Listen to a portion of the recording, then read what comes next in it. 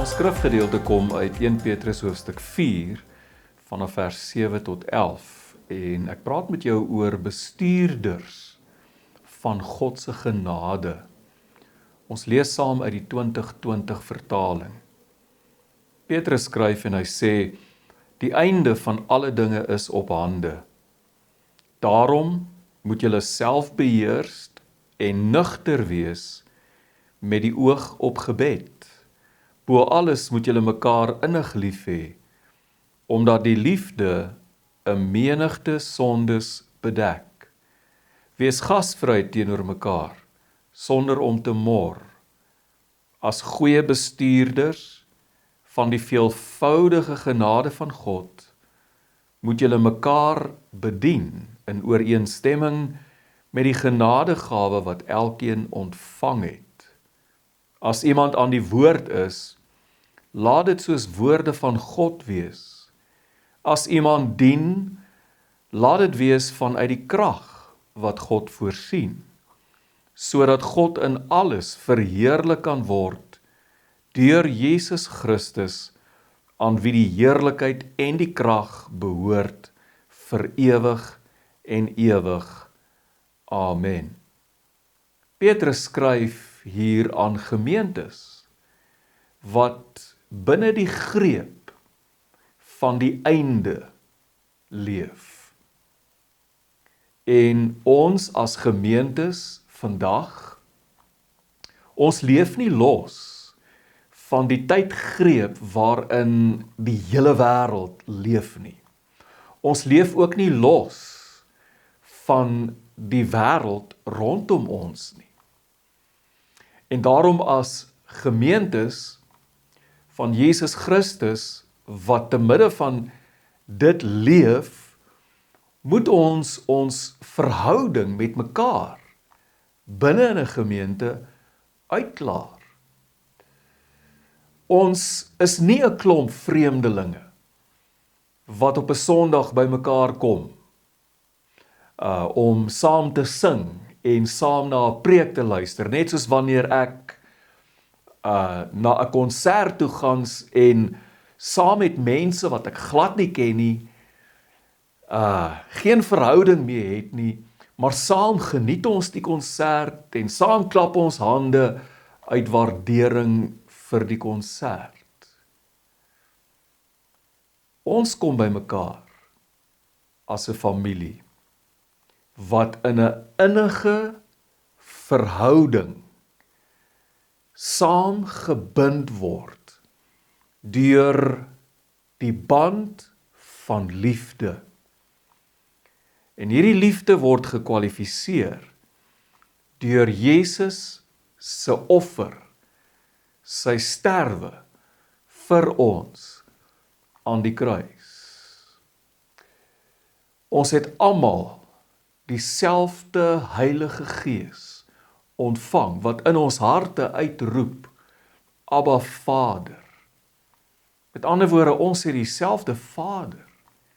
Ons het dieselfde Here. Ons het een geloof, een doop, een hoop. Ons is 'n intieme gemeenskap wat mekaar broer en suster noem.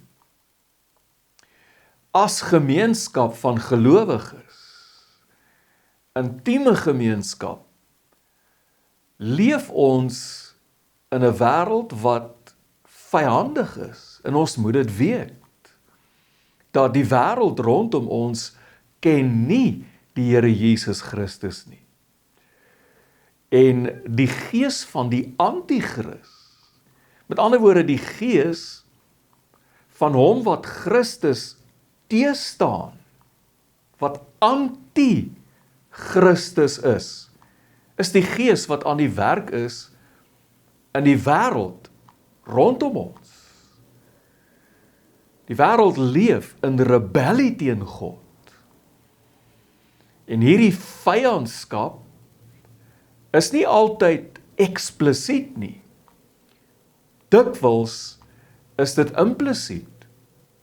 En ek en jy wat gelowiges is en in wie die gees van die Christus woon, sal op een of ander stadium van ons lewens te doen kry met die vyandskap van die wêreld.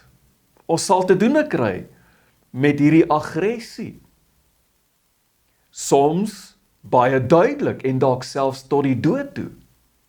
Soms deur middel van mikroaggressies teen ons. Maar hierdie vyandskap, of dit eksplisiet of implisiet is, of dit duidelik is en of dit kom in die vorm van mikroaggressies teen ons, en ek praat spesifiek van mense wat waaragtig die Here Jesus ken, vir hom lief is, en wat die gees van die Christus in ons het. Ons word deur hierdie vyandigheid, leef ons nader aan mekaar. Want ons is tussen ons eie mense, dit behoort ons nader aan mekaar te bring. Hierdie intieme gemeenskap behoort nader aan mekaar te leef, want ons is tussen ons eie mense, dis ons mense, ons het dieselfde gees, maar ons leef nie net te midde van 'n vyandige wêreld nie. Ons leef ook in 'n wêreld wat in die greep van die eskatos is. Wat beteken dit? Ons leef in 'n wêreld wat in die greep van die tyd van die einde is. Met Jesus se geboorte, met sy kruisiging, sy sterwe aan die kruis, met sy opstanding uit die dood, hemelvaart, en die uitstorting van die Heilige Gees, wat ons toerus om die ryp mense oes van die lande, die oeslande af te haal, het die eindtyd reeds begin. Ja, die eindtyd is nie iets wat ons maar net nou inleef nie. Dit het reeds begin met die geboorte van Jesus Christus. En hierdie tyd van die einde of die eindtyd gaan gepaard met geboortepyne. En hierdie geboortepyne word gekenmerk deur turbulensie en onrus. En dis nie iets wat beter word soos wat ons nader aan die einde kom nie. Dis iets wat al hoe erger word. So vir ons as broers en susters in 'n gemeente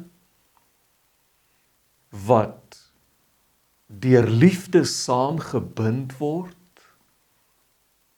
en wat saam in 'n wêreld lewe waar ons dikwels met aggressie of vyandskap te doen kry en met toenemende turbulensie en onrus soos wat die einde naderkom, het ons mekaar om mekaar se hande vas te hou, om mekaar te bemoedig, om mekaar te vertroos, om mekaar te versterk, om mekaar te help, om mekaar by te staan, om mekaar se arms omhoog te hou. In ons geleesde gedeelte gee Petrus vir ons 'n paar instruksies wat ons kan help om werklik liggaam van Christus vir mekaar te wees.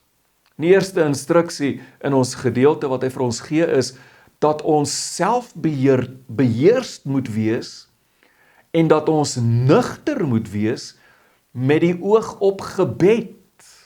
Ons moet selfbeheers wees.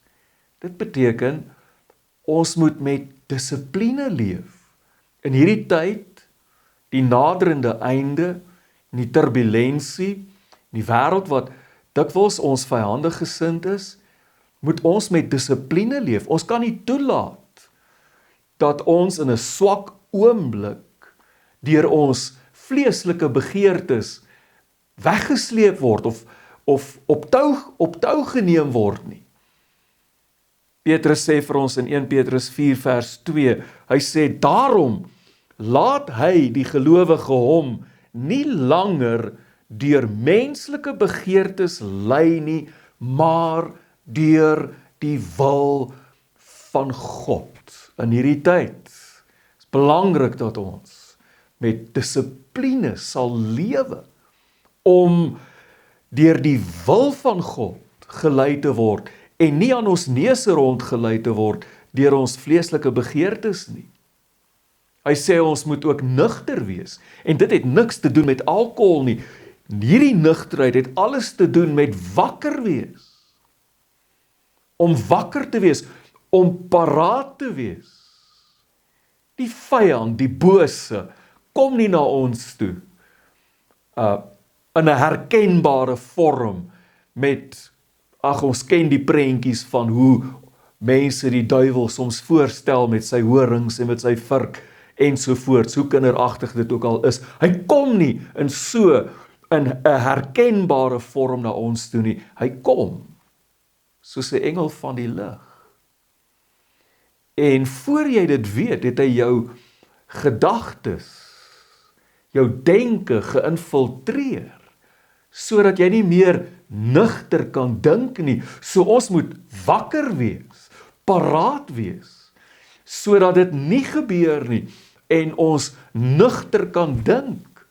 Petrus sê, ons moet selfbeheerst wees, en ons moet nugter wees met die oog op gebed. In hierdie ernstige tye kan ons nie bekostig om kerke, gemeentes, gelowiges te wees, wat nie 'n gebedslewe het nie, wat nie bid nie. Ons moet meer bid as ooit van tevore. En ek vra jou vandag, hoe lyk jou gebedslewe? As jy jouself 'n punt uit 10 moet gee vir jou gebedslewe, gaan jy vir jouself 'n 0 gee? Ek bid glad nie. Gaan jy vir jouself 'n 2 gee? Ek bid net wanneer ek in die moeilikheid is, of wanneer ek die Here se hulp nodig het. Gaan jy vir jouself 'n 5 gee? Ek bid darm, so van tyd tot tyd praat ek met die Here. Of is jy tevrede? Kan jy vir jouself 'n 10 uit 10 gee vir jou gebedslewe? En as jy op hierdie stadium van jou lewe op 'n 2 is, dan daag ek jou vandag om ten minste op te beweeg na 'n 5, na 'n 6 toe. Werk aan jou gebedslewe. So dis wat Petrus vir ons sê. Hy sê, ons moet selfbeheerst wees. Mense wees wat met dissipline leef. En nugter, wakker wees in hierdie tyd. Dat ons nie onkant betrap word deur die vyand nie. Met die oog op gebed. Die kerk is biddeloos. Gemeentes is biddeloos. Gelowiges is biddeloos. En hoor mooi, ons kan nooit werklik bestuurders, goeie bestuurders van God se veelvoudige genade wees as ons nie biddende mense is nie. Die tweede instruksie wat Petrus vir ons in hierdie gedeelte gee is, hy sê dat ons mekaar innig moet lief hê, want die liefde bedek 'n menigte sondes. Hier is die vraag, hoe bedek liefde 'n menigte sondes? Deur middel van vergifnis. As jy teen my sondig, as jy my te nakom, my seermaak, my skade berokken, maar ek het jou innig lief. Ek dink nie eers 2 keer nie. Ek vergewe jou van harte. My liefde het jou sonde bedek. My seun Jesse, pragtige kind, baie trots op hom. Goed gemanierd. Maar kom ons sê, hy sou my sleg sê, sodat die see my nie kan afwas nie. Dat hy my soos 'n hond behandel. Dat hy my dalk selfs op 'n daaglikse basis bitter seer maak. En my nie respekteer nie. Maar weet jy wat? Omdat ek hom so innig lief het, as my kind, as my seun, bedek my liefde sy sonde. Dit maak nie vir my saak nie, ek gee nie om nie. Dit pla my nie eers nie, want ek vergewe hom van harte, want hy is my kind, ek is hom innig lief, en my liefde bedek sy sonde, sy gebreke, sy tekortkominge. Ons moet mekaar innig lief hê, want as ons mekaar innig lief het, sal ons liefde mekaar se sondes, tekortkominge, gebreke bedek deur middel van vergifnis. Dit kom ook neer op om mekaar te verdra, werklik te verdra. Hoor mooi, ons sal nooit goeie bestuurders van God se veelvoudige genade wees, as ons mekaar nie innig lief het, met 'n liefde wat mekaar se sonde bedek nie.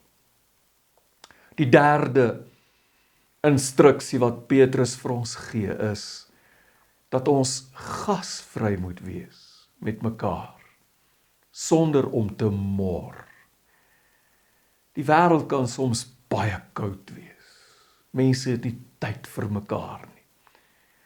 Maar binne die gemeente van Jesus Christus behoort ons so gasvry te wees met mekaar, mekaar te kan ontvang, sonder om te kla.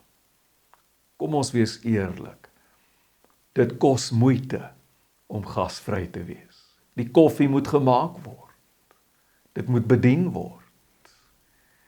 Die skorrelgoed moet na die tyd gewas word, weggepak word. As die gas gemors het, moet dit skoongemaak word. Die toilette moet geflush word. Nuwe toiletpapier moet ingesit word. Die vloere moet gemop word. Ja, om gasvry te wees, kos iets. Gasvry te wees, vra iets van ons.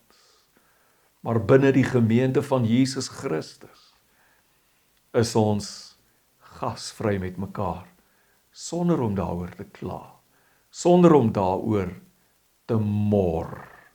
Ek hou van hierdie woordjie mor. Mor, mor, mor. Brom, brom, brom.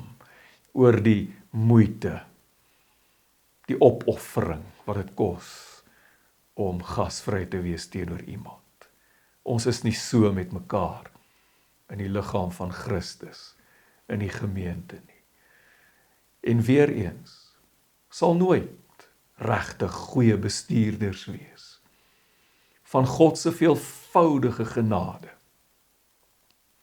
as ons nie eers gasvry met mekaar kan wees, sonder om daaroor te kla nie. So hier is ons. Ons leef in 'n koue wêreld. Ek praat van ons as gelowiges. 'n Wêreld wat dikwels vyandig is, as 'n beginsel vanweë die feit dat ons in die naam van Christus leef. Ons leef ook in die tyd van die einde, waarin turbulensie en onrus toeneem. In te midde van dit het ons mekaar nodig. Ons het nodig om te leef met selfdissipline.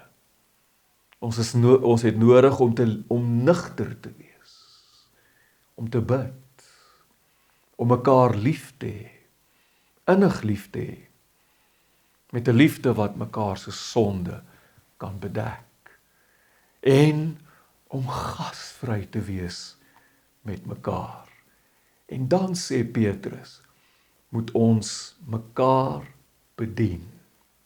Dis die voorreg wat ons het in die liggaam van Christus, om mekaar te kan bedien.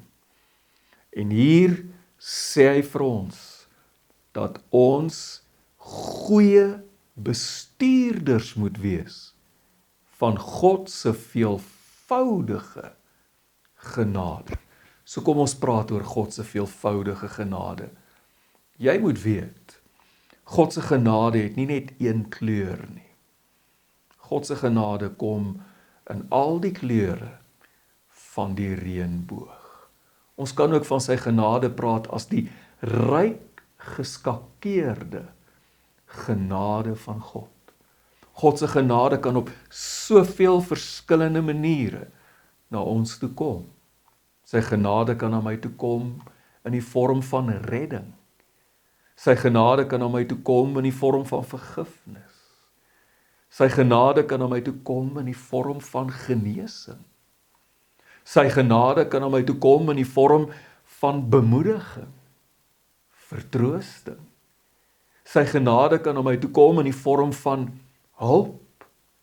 Sy genade kan na my toe kom in die vorm van voorsiening. Soveel verskillende maniere. En nou sê Petrus dat ons goeie bestuurders moet wees van die veelvoudige genade van God. Goeie bestuurders. En hier moet ek ongelukkig na die Grieks toe gaan. Die woordjie vir bestuurders in die Grieks is oikonomoi, dis die meervoud, die enkelvoud is oikonomos. 'n Oikonomos was 'n slaaf, en ons praat nou van in Jesus se tyd, die tyd toe Petrus hierdie brief geskryf het. Jou ryk mense, jou vername mense, het dikwels baie slawe gehad. Partykeer 40, 50 of selfs meer slawe, en hierdie slawe was nie almal op dieselfde vlak nie. Hulle was dikwels in 'n hiërargie. Jy het jou gewone slawe gehad, jou common slawe wat die harde handearbeid moes doen in die warm son, en dalk nog iemand met 'n sweep wat jou aanjaag ook. Maar dan het jy slawe gehad wat bietjie meer verantwoordelikheid gehad het.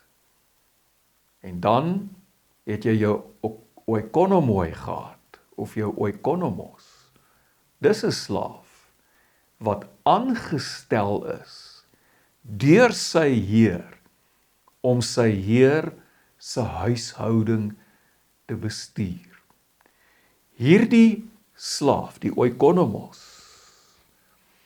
was verantwoordelik om sy heer, al sy heer se finansiële, sowel as operasionele sake te administreer. En die rol van die oikonomos was krities gewees vir die goeie versorging van sy heer se huishouding. En nou sê Petrus dat ek en jy moet goeie oikonomoi wees, goeie bestuurders wees van God se veelvoudige genade, sodat God se huis, sy gemeente, sy mense goed versorgd kan wees. En hierin het die Here vir elkeen van ons 'n genadegawe gegee. Dit gaan nie hier dat ek as 'n oikonomos my eie talente gebruik, my eie vermoë, my eie middele gebruik om my Heer se huis te bedien nie. Nee,